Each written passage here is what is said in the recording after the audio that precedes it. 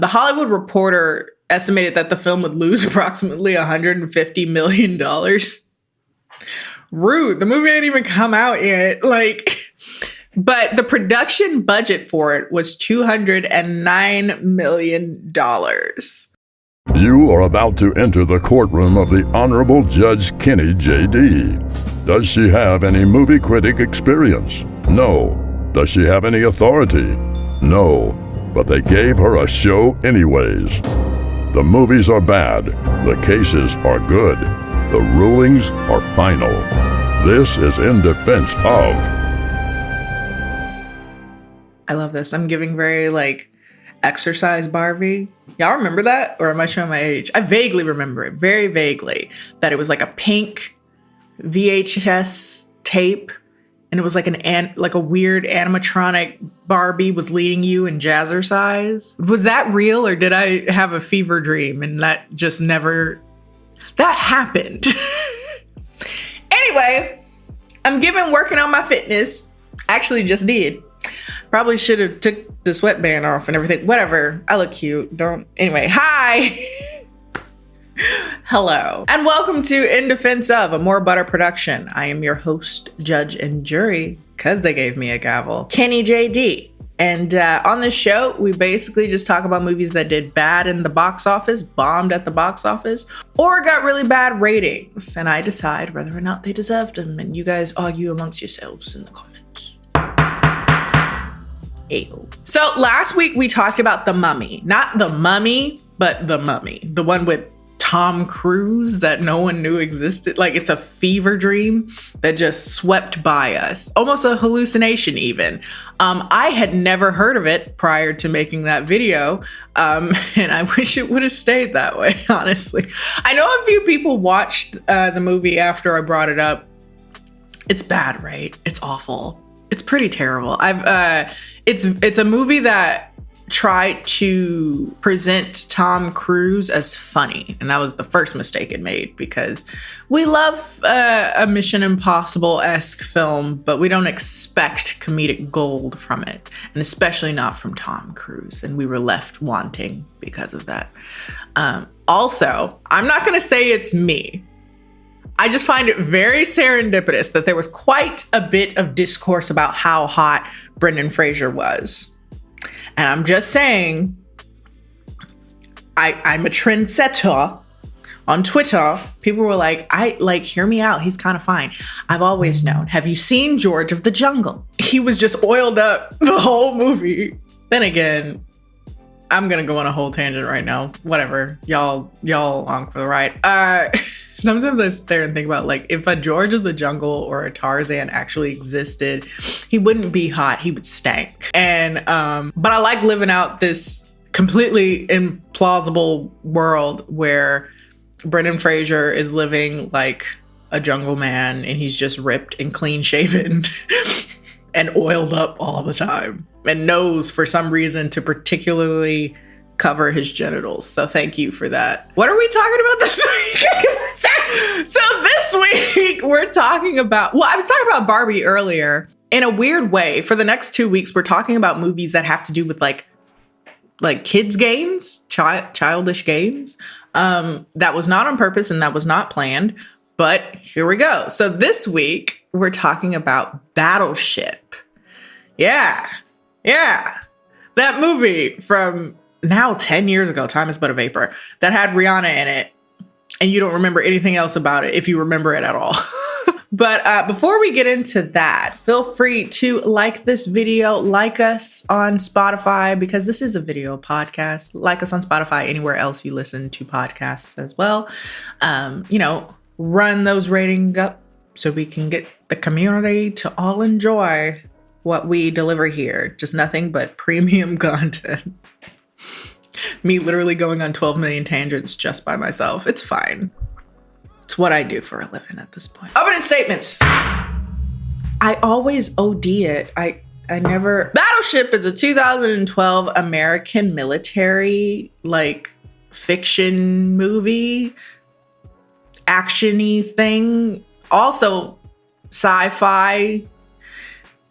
It's having an identity crisis. Based on the board game Battleship.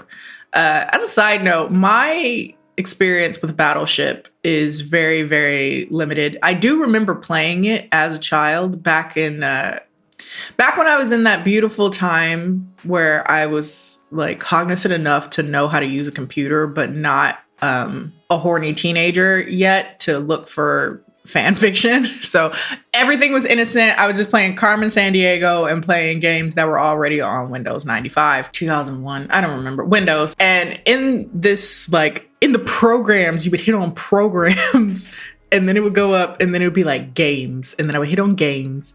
And within that, there was like a plethora of like solitaire. I don't know how to play fucking solitaire. I'm 6. I don't know how to play solitaire.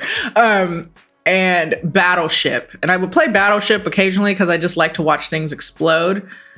But I had no idea what I was doing. And that's my warm memory with Battleship. Also, I was 6, so I probably don't know. But from what I remember, there wasn't much storyline to Battleship. So I was confused about how you made like a whole movie around Battleship. But this movie is supposed to be about, girl, I don't know. Well, it's like about a military naval crew led by a less than ideal leader. He's an idiot. And they fight aliens. Aliens that have come to Earth and are trying to colonize it and kill all the humans in the process. The irony. The filming took place in Hawaii. Also the irony. The filming took place in Hawaii. And most people only wanted to watch it because Rihanna was in it. And that's the only part that any of us recall from the film. It's like, Rihanna! And then other stuff happened. So in the box office, even before it was released in May 2012, the Hollywood Reporter estimated that the film would lose approximately $150 million.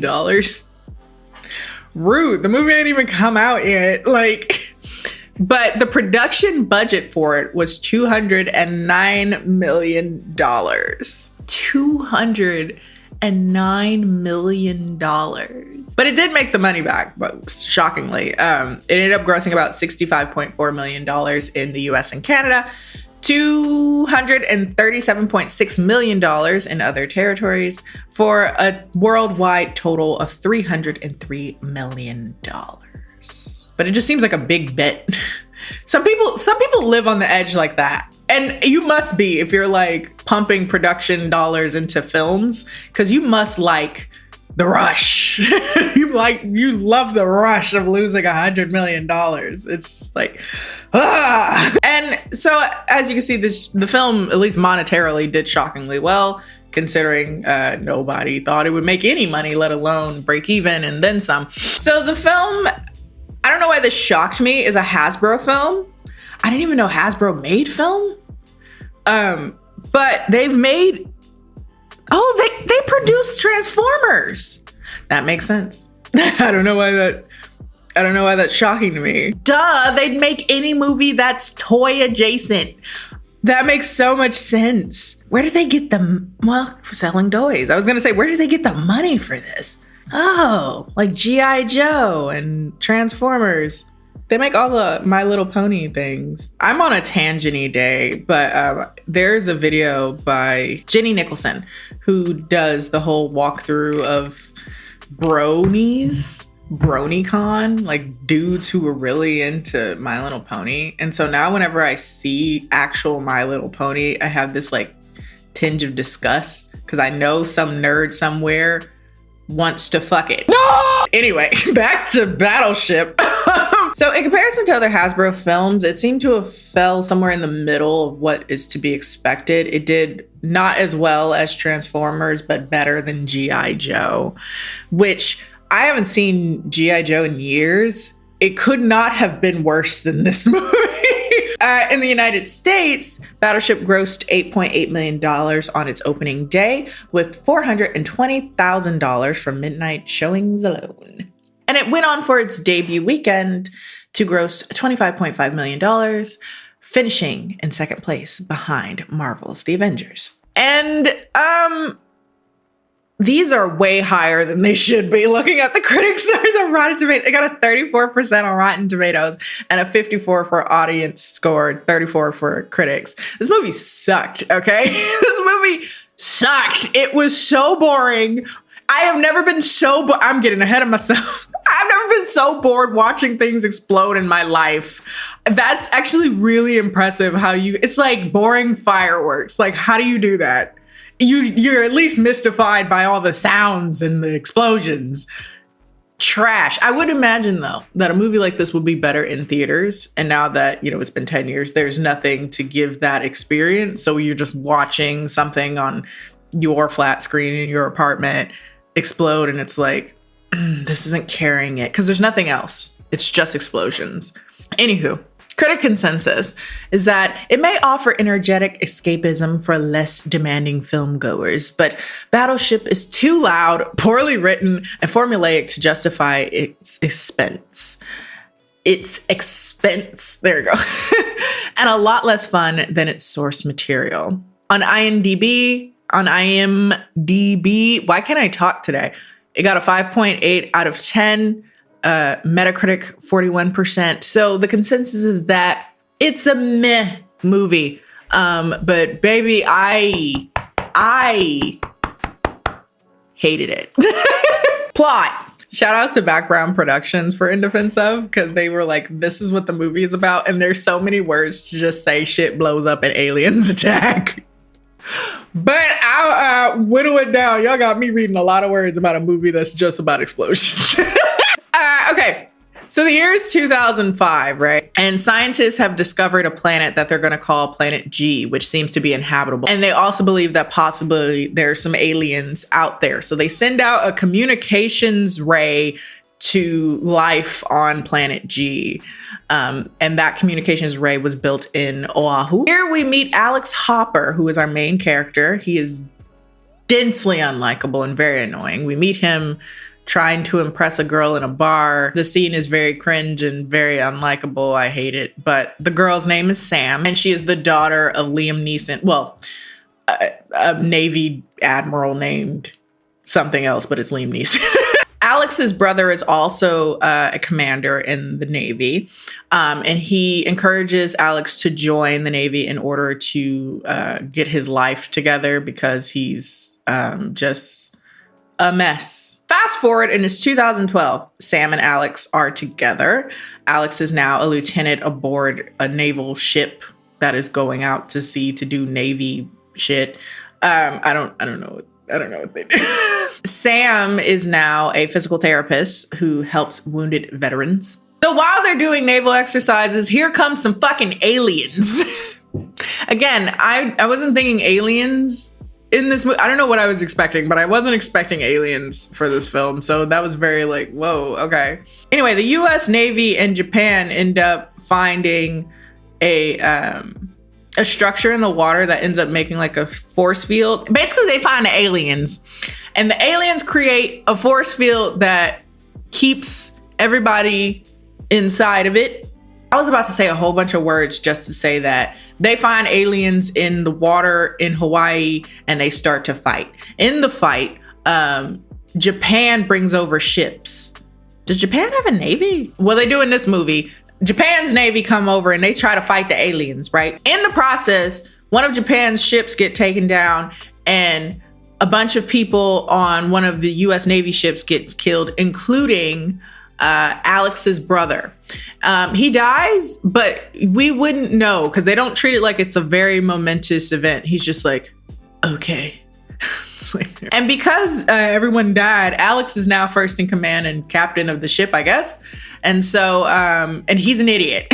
He rushes the boat when he shouldn't be rushing. He maybe goes out to help people that are in the water, perhaps, maybe, I don't know.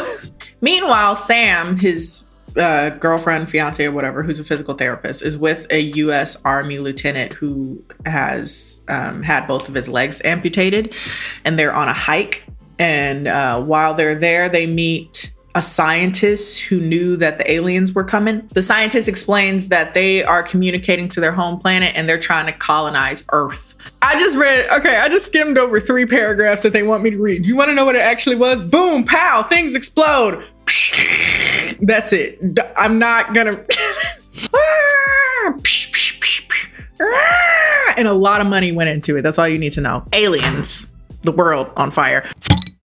Why, hello there. Popping in to let you know that today's episode is brought to you by our friends over at Jarritos Soda, who is quite possibly my favorite soda to ever come in a glass bottle. Jarritos Soda comes in 12 flavors, so you're sure to find one that you like. The flavors are Mexican Cola, grapefruit, tamarind, strawberry, mandarin, lime, guava, pineapple, one of my favorites, mango, another one of my favorites, watermelon, passion fruit, fruit punch, and Jamaica, not to be confused with Jamaica. They're made with real sugar, all natural flavors, and are made with no HFCs. As of right now, my favorite flavors keep changing. At first, I was always like a fruit punch, strawberry girl. Now I'm leaning towards mango or pineapple. So if you would like to try every flavor, you can check it out by going to the link in the description box so you can get your personal Jarritos Fiesta Pack at Walmart. Big thanks again to Jarritos Soda for sponsoring today's video. At some point, they get to the point that the only thing they could do to take out the aliens is to commandeer a decommissioned World War II battleship. And they're like, we don't know how to work it. And then they find some retired veterans who just come in and they can do analog or something. And then, they fight aliens. They use the battleship. Some people do hand-to-hand combat with aliens. It's gonna be a clusterfuck of editing to get this video together. The movie is just about things exploding. We fought the aliens and they died. There we go. That's the movie. Long story short, boom, boom, bow. And at some point, Alex sends a rocket, or not a rocket, a missile at the aliens, and their threat is eliminated. And I guess they just go back home or something, or they die, whatever. This movie is a blur. I don't remember anything. I watched it literally 2 days ago. I don't remember shit from the movie. It was not impactful at all. Anyway, after the war with the aliens, Alex comes back. He's, praised for being a great leader. Alex asks Sam's father for her hand in marriage. He jokingly refuses, but invites him to lunch. And there's like sequel bait that some people over in Scotland discover the alien pod, and that's the end of the movie. That was a clusterfuck, wasn't it? That's what it's like watching it. Just think of more sounds. I did not like this movie. I think that's pretty apparent. Notice that I haven't really brought up Rihanna once. Rihanna is a fucking red herring in this movie. People went to see it for Rihanna. She did fine. She was there for a second. She did no worse than anybody else in the movie. I'll say that just to get the Rihanna reactions out of the way. She did poorly, but everyone did poorly. So she did no worse than anybody else. I think if she were in a place where she was expected to do better, she would. But I think she just maybe didn't enjoy the experience at all. So just said, never mind, I don't want to do this again. And that's fair. We understand. Do what's best for you, hon. She's a billionaire. She doesn't need my advice. Anyway, as far as the rest of the movie, did you just see what I had so much trouble even reading what happened in this movie because all of it is just chaos. If you like things that explode, it does that plenty, but it's not like a cohesive, understandable movie, in my opinion. Like, nothing makes sense. Not because of maybe plot holes. There might be plot holes. I didn't understand the fucking movie. I was just watching it and I'm like, okay, things are exploding and there's aliens, so like, let's fight the aliens. Characters weren't particularly impactful, and if they impacted me at all, they were annoying. It was just graphics were good. It better be for $200 million. Like, damn. It was on par with, say, like Transformers and stuff like that. And, those movies are very well made in the post-production element. Everything else trying to keep the movie together doesn't. And I don't recommend watching it unless you just want to see things explode and just enjoy that particular sensation. But I gotta say, there's better movies in which that happens. Transformers. Transformers is a movie that things explode in, and also made by Hasbro, if you just want something made by Hasbro. So yeah, I guess it's obvious. This movie is guilty. Not enough Rihanna and not enough actually enjoyable content to watch. So just a lot of explosions and a lot of like vague military jargon to enjoy. I feel like if you just like vaguely military things, there must be better things to watch than Battleship. US has been pumping out pro-military shit for centuries. I'm sure you can find something better than Battleship. Like, it felt like a neti pot of a film. Like, it goes one way and out the other. Like, I don't remember shit from it. Anyway, that's all for today. Sorry. I don't know how much ripe for comedy this movie is, but it's not. It's a non-movie. It's corny, is somewhat distracting as well. There's a lot of like plays at comedy, and then between that, it's explosions. The explosions look nice. Everything else falls at the wayside. So if you just want to watch things explode and see Rihanna periodically with very beautiful, very great like tan, like makeup, no makeup, but like look like she's been out at sea. She looks great. I don't love the hair on her. I do like her in short, but not this hair. It was very mullet, and she looks good with a mullet, but just like I've seen better mullets on her. Anyway, but if you just want to see Rihanna, she's on the internet. You don't have to watch. Anyway, if you like this video, feel free to like it, comment. What were your thoughts? Have you seen this movie? Do you remember this movie? It feels like something of yonder year, but it did happen. It did exist. You know, people spent $200 million to make this movie. Even though my rulings are final, feel free to put your objections in the comment section if you would like to. Again, follow More Butter on social media. We're on Twitter and YouTube, obviously. Subscribe, what have you. I am KennieJD. You can find me on KennieJD on YouTube, Instagram, Twitter, also KennieJD. And I will see you guys next time. Bye.